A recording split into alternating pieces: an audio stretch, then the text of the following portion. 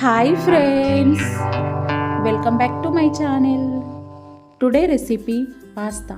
సింపుల్గా టేస్టీగా ఇంట్లో ఉన్న ఇంగ్రీడియంట్స్తోనే ఈ పాస్తాని ఎలా ప్రిపేర్ చేయాలో ఈ వీడియోలో చూసేద్దాం. 10 నిమిషాల్లో ఈ పాస్తా అయితే ఈజీగా ప్రిపేర్ చేసుకోవచ్చు. మరి ఆలస్యం చేయకుండా వీడియోలోకి వెళ్ళిపోదాం. ముందుగా అయితే నేను ఇలా ఎల్బో సైజు పాస్తా అనేది తీసుకున్నాను. ఈ పాస్తా సూపర్ మార్కెట్లో ఎక్కడైనా అవైలబుల్లో ఉంటుంది. నేను 2 మెంబర్స్కి సరిపడే పాస్తాని అయితే ప్రిపేర్ చేసుకుంటున్నానండి. ఈ కప్పుతో 1 కప్ అయితే పాస్తాని తీసుకున్నాను. ముందుగా స్టవ్ ఆన్ చేసుకొని ఒక బౌల్ పెట్టుకోండి. అందులోకి వాటర్ వేసుకోండి. వాటర్ కాస్త వేడైన తర్వాత ఈ పాస్తాని ఇందులోకి వేసేసుకొని హై ఫ్లేమ్లో కుక్ చేసుకోవాలండి. ఒక 90% కుక్ అయితే సరిపోతుంది. ప్యాకెట్ వెనకాల రాసి ఉంటుందండి, చూసి చేసుకోండి.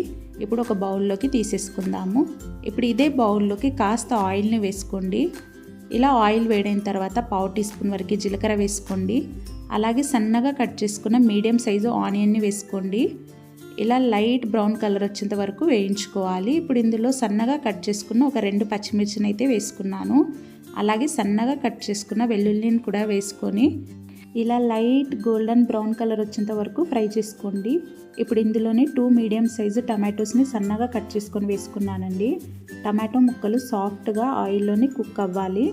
ఇప్పుడు ఇందులోకి 1/2 టీ స్పూన్ వరకు పసుపు, స్పైసీకి సరిపడే కారం, ఆల్రెడీ పచ్చిమిర్చి వేసుకున్నాం, చూసి వేసుకోండి.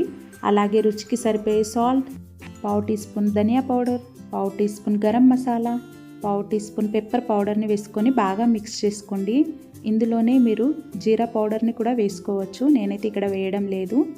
ఇలా టమాటో ముక్కలు సాఫ్ట్గా ఉడికిన తర్వాత వాటర్ని అయితే యాడ్ చేసుకోండి. నేను 1 గ్లాస్ వరకు వాటర్ని అయితే వేసుకున్నానండి. ఇలా వాటర్ వేసుకున్న తర్వాత ఒక 5 నిమిషాల పాటు స్టవ్ సిమ్లోకి పెట్టుకొని ఈ వాటర్ని కుక్ చేసుకోవాలి. చూడండి, ఇలా కుక్ అయిన తర్వాత ఇందులోకి ముందుగా ప్రిపేర్ చేసి పెట్టుకున్న పాస్తాని అయితే వేసేసుకుందామండి. ఇలా పాస్తాని మొత్తం వేసేసుకొని స్టవ్ సిమ్లోకి పెట్టుకొని మధ్య మధ్యలో కలుపుతూ ఈ వాటర్ అన్ని ఇంకేంత వరకు పాస్తానైతే ఉడికించుకోవాలి. చూడండి, ఇలా వాటర్ అన్నీ పోయే వరకు పాస్తానైతే ఇలా కలుపుతూ ఉడికించుకోవాలి. చాలా సింపుల్ అండి. ఇంట్లో ఇలా కనుక చేసిస్తూ ఉంటే ఇష్టంగా తింటారు. అలాగే ఈ ఎల్బో పాస్తా బ్రేక్ఫాస్ట్లోకి, లంచ్లోకి, అలాగే స్నాక్స్లోకి ఎలా అయినా చేసుకోవచ్చు. ఇప్పుడు ఇందులోకి నిమ్మకాయ రసాన్ని అయితే వేసుకుంటున్నాను. ఇలా నిమ్మకాయ రసం వేయడం వల్ల కాస్త టేస్ట్ ఇంకా బాగుంటుంది. అలాగే సన్నగా కట్ చేసుకున్న కొత్తిమీరని వేసుకొని మరొకసారి బాగా కలుపుకొని స్టవ్ ఆఫ్ చేసేసి ఏదైనా బౌల్లోకి సర్వ్ చేసుకుంటే వేడి వేడి ఎల్బో పాస్తానైతే రెడీ. ఈ వీడియో మీకు నచ్చింది అని అనుకుంటున్నాను. మీకు కనుక నచ్చినట్టయితే please do like, share and subscribe Sneha foods and అవుటింగ్స్కి. అలాగే పక్కనున్న బెల్ ఐకాన్ని ప్రెస్ చేయండి.